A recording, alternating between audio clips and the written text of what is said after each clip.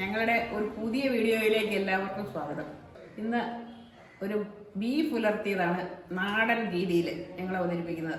നല്ല fresh beef വാങ്ങിച്ചുകൊണ്ട് വന്ന് അത് ഉലർത്തുന്ന രീതിയാണ്, എൻ്റെതായ രീതി ഉലർത്തുന്ന രീതിയാണ് കാണിക്കുന്നത്. അപ്പോൾ എല്ലാവരും കാണുക. കഴിഞ്ഞ പ്രാവശ്യത്തെ വീഡിയോ പോലെ എല്ലാവരും സപ്പോർട്ട് ചെയ്യുക, ഷെയർ ചെയ്യുക, ഞങ്ങളെ പ്രോത്സാഹിപ്പിക്കുക.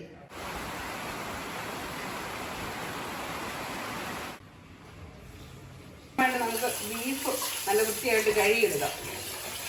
3-4 പ്രാവശ്യം കഴുകണം.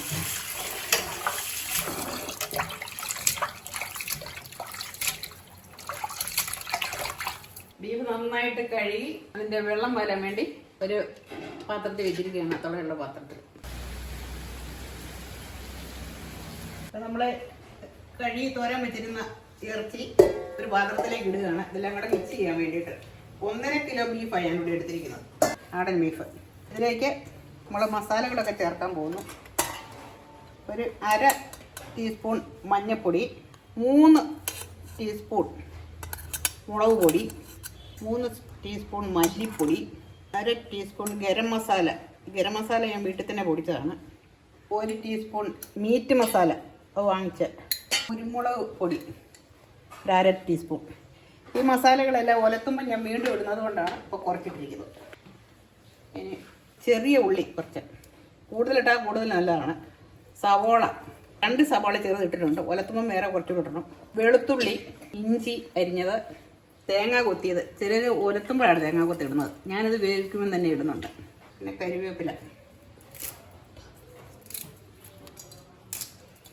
2 ടീസ്പൂൺ ഉപ്പ്. പിന്നെ പാകത്തിന് എല്ലാവർക്കും അറിയാമല്ലോ, ഉപ്പ് പാകത്തിന് ഇടുക, പോരെങ്കിൽ ഇടുക. കുറച്ച് വിനാഗിരി ഒഴിക്കും, ഇറച്ചി പെട്ടെന്ന് വേകാനൊക്കെ നല്ലത്.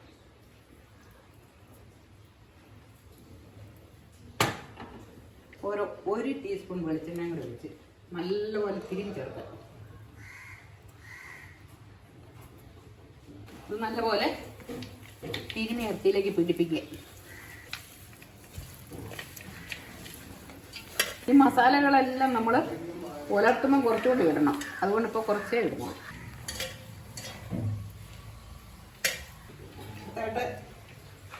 ഈ തിരുമിയ ഇറച്ചി കുക്കറിലേക്ക് ഇടുക. കുക്കർ അടയ്ക്കുക. ഒരു 4 വിസിൽ ഓരോരുത്തരുടെ കുക്കർ. ഇതിനകത്ത് ഒരു 6 വിസിലെങ്കിലും വരണം. സാധാരണ 4 വിസിൽ വന്നാൽ മതിയായിരിക്കും.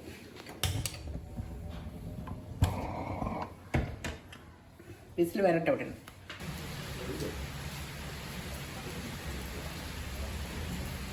ബീഫ് 6 വിസിൽ വന്ന് നമുക്കൊന്ന് തുറന്ന് നോക്കാം. വെള്ളമൊക്കെ ഏകദേശം വറ്റി വെന്ത് ഇരിക്കുകയാണ്. ഈ ഉരുളിയിലേക്ക് മാറ്റി ഉലർത്താം. ഉരുളി ചൂടായി, നമുക്ക് എണ്ണ ഒഴിക്കാം ആവശ്യത്തിന്.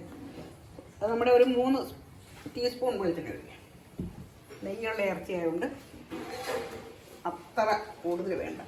ഇത് നമ്മൾ നേരത്തെ പറഞ്ഞ പോലെ അരിഞ്ഞു വെച്ചിരിക്കുന്ന സാധനങ്ങൾക്ക് വീണ്ടും ചെറിയ ഉള്ളി സവോളയും കൂടി അരിഞ്ഞത്. കുറച്ച് കരിവേപ്പില ഇടാം, കുറച്ച് ഉപ്പിടാം. പെട്ടെന്ന് സവോള വഴന്ന് വരും. സവോളയൊക്കെ ഏകദേശം വഴന്ന് വന്നിട്ടുണ്ട്. കുറച്ച് മുളക് പൊടി, അല്പം മഞ്ഞൾപ്പൊടി, മല്ലിപ്പൊടി ശകലം കൂടെ, ഗരം മസാല കുറച്ച് ഇടാം. മീറ്റ് മസാല ഇടണേ, 2 ടീസ്പൂൺ മീറ്റ് മസാല, കുറച്ച് കുരുമുളക് പൊടി, എന്നിട്ട് കുറച്ച് അരപ്പൊന്ന് കയറട്ടെ.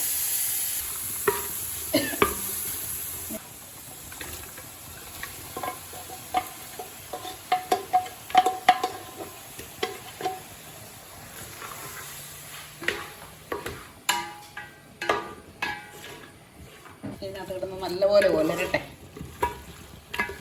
ഇവിടെ ബീഫ് ഫ്രൈ റെഡി, കഴിക്കാൻ. Hey everyone, it's Dan and I'm going to be trying this amazing beef fry.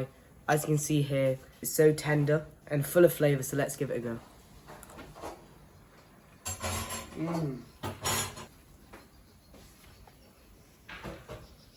The beef is so juicy and it's nothing like what we have in the UK. It's completely different and amazing. So yeah, thanks for watching and I'll see you in the next one.